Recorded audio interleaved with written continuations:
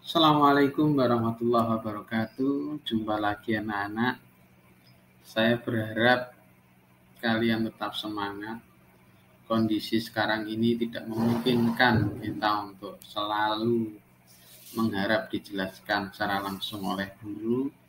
Tetapi kalian harus menjadi pembelajar yang mandiri, mengerti dan tanggung jawab terhadap dirinya sendiri. Hari ini saya akan menjelaskan tentang tanah dan keberlangsungan hidup.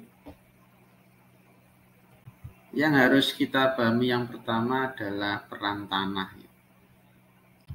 Tanah itu komponen penting dalam keberlangsungan makhluk hidup di bumi ini. Jadi meskipun bumi ini terdiri atas 30% daratan dan 70% lautan, tetapi karena manusia dan makhluk hidup penting lainnya hidup di daratan, maka tanah menjadi sebuah komponen yang sangat penting di dalam bumi ini. Peran tanah itu ada 3 ya anak-anak. Yang pertama adalah sebagai tempat hidup. Mengapa? Karena seperti yang saya jelaskan tadi, makhluk hidup yang bernilai tinggi seperti manusia, hewan, tumbuhan, semuanya hidup di daratan meskipun ada sebagian yang hidup di dalam air. Yang kedua adalah sebagai penyedia kebutuhan. Mengapa? Karena tumbuhan itu hidup di daratan, maka otomatis semua yang dibutuhkan manusia rata-rata ada di daratan atau tanah. Itulah yang disebut tanah sebagai penyedia kebutuhan. Yang ketiga adalah sebagai penyedia dan penyaring air. Jadi keberadaan tanah ini mampu menyimpan air. Jadi cadangan air itu disimpan baik di dalam tanah. Maka itu salah satu anjuran adanya tanaman pohon. Itu tujuannya untuk menyimpan tanah. Menyimpan air ya. Selain itu, tanah itu adalah penyaring air yang sangat luar biasa. Jadi kalau ingin minum air yang sehat itu langsung diambil dari air tanah. Dibandingkan dengan air di danau, maka air tanah itu lebih jernih dan lebih sehat. Sehingga bisa dikonsumsi langsung. Itu peran tanah ya, ada 3 anak-anak.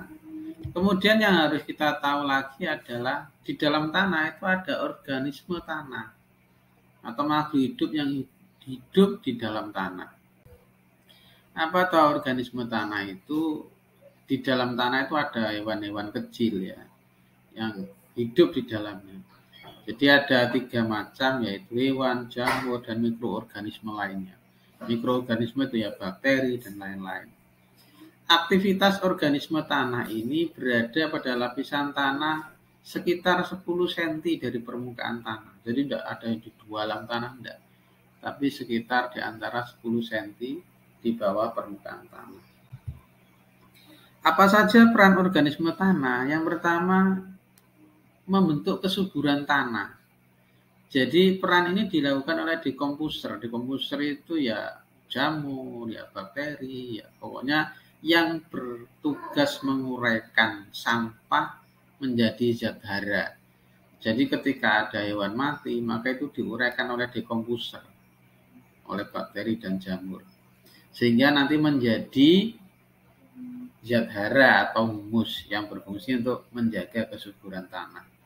Yang kedua adalah membentuk tekstur tanah. Jadi tekstur tanah ini terbentuk dibantu oleh organisme tanah, contohnya oleh cacing. Jadi keberadaan cacing itu akan membuat tanah lebih gembur ya.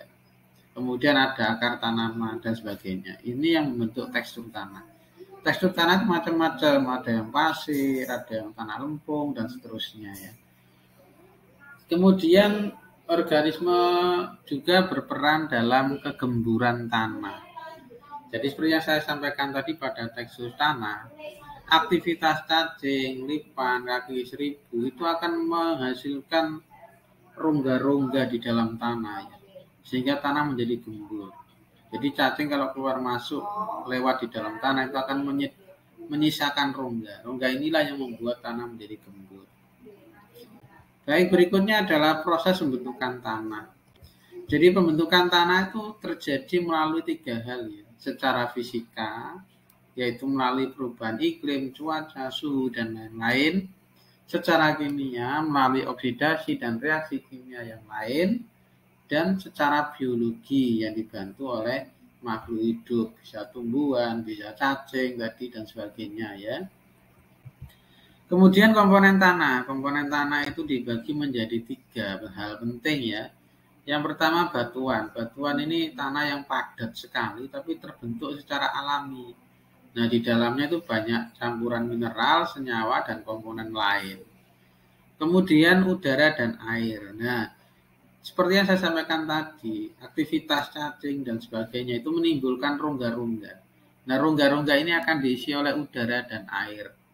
Udara ini akan menyediakan oksigen untuk makhluk hidup, jadi akar tanaman itu juga butuh oksigen, maka di situ rongga sangat penting.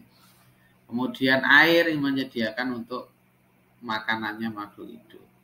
Selain itu ada komponen humus, seperti yang saya sampaikan tadi, humus ini sangat penting di dalam tanah, yang dihasilkan oleh dekomposer atau pengurai, yang menunjang kesuburan tanah. Kira-kira itu anak-anak yang saya jelaskan hari ini bab yang hampir terakhir ya. Nah, setelah ini tolong kalian kerjakan ulangan harian bab 4. Ulangan harian keempat yang sudah saya sediakan linknya di bawah. Ingat, kalian harus bisa bertanggung jawab terhadap dirinya sendiri, tidak usah menyalahkan orang lain. Mari kita mulai berubah dari diri kita menjadi pribadi yang lebih baik. Terima kasih. Assalamualaikum warahmatullahi wabarakatuh.